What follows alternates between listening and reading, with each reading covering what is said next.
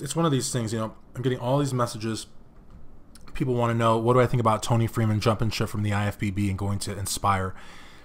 Yeah, I really don't. I really didn't think about it. I really don't care.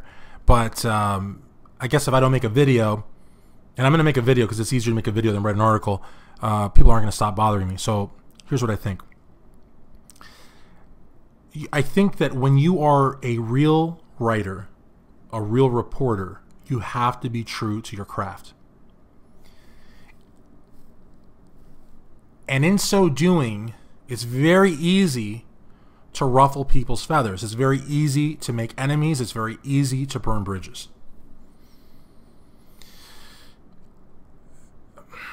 I think that Toney Freeman was a phenomenal bodybuilder in his day. When I read the press release, like the first two words said bodybuilding icon. Toney Freeman is not a bodybuilding icon, okay? Bodybuilding icons are basically almost exclusively Mr. Olympias alone. There are some exceptions. Lou Ferrigno, Nasser El Sambadi, maybe one day Kai Green. Kai Green's never going to win Mr. Olympia, unless, of course, Phil Heath and Sean Roden and Dexter Jackson aren't around. He just doesn't have the physique for it. And Dexter's physique has actually come up in the last couple of years. But it's just not factually accurate for Toney Freeman to call himself a bodybuilding icon, or for anyone to call him a bodybuilding icon. Even in his heyday, I don't think he was a bodybuilding icon. That aside,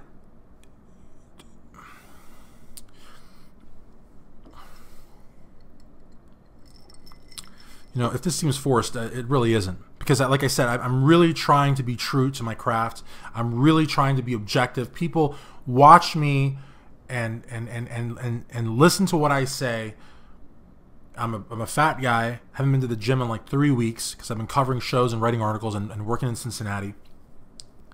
They don't watch me for my physique. They don't watch me for my good looks. They watch me and listen to me because I speak truth. And when you speak truth in this game, you make a lot of enemies. So what I'm about to say is I'm just gonna drop the bomb here. Toney Freeman is a has-been, okay? And I like him. I respect him. I think he had a great physique. I love the fact he was tall. I love the fact that he, really pushed the best guys to the limit.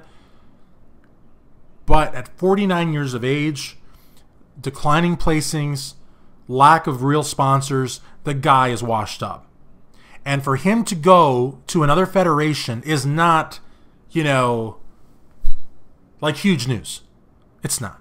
Especially when you had people speculating that it might have been Kai Green that was jumping ship.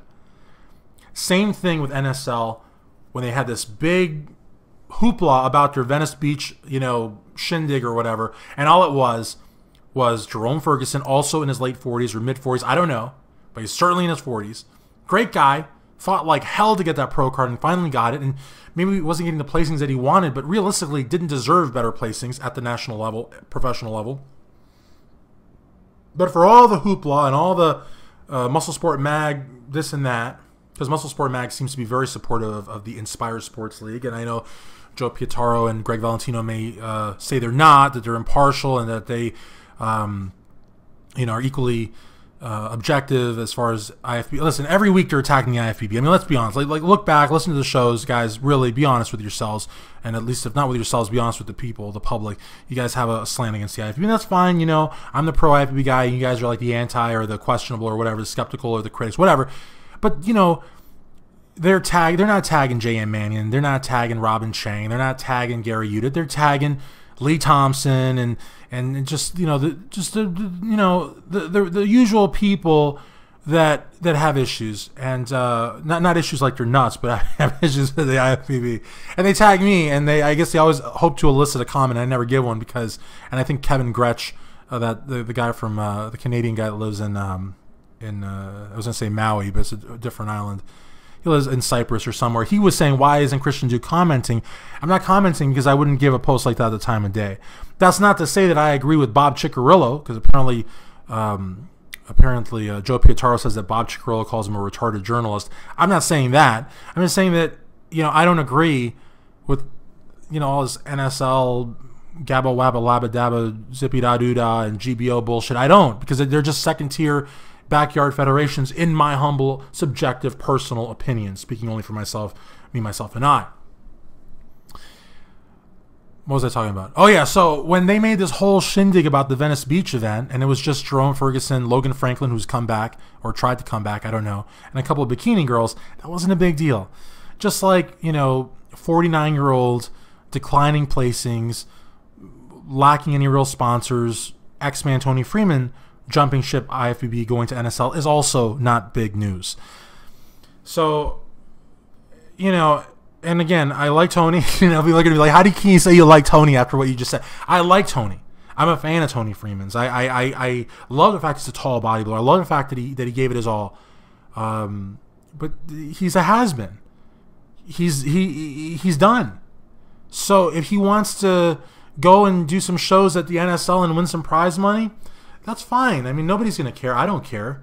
You know what I mean? It's not going to hurt the IFBB, and if anything, it's going to hurt him. If he wants to be to NSL what Lee Priest was to the PDI, if he wants to get up there and pretend to be like the best in the world and pretend he's competing against the best in the world and pretend like the trophy means anything, that's fine. That's fine. It's fine. He can believe whatever he wants. But who cares?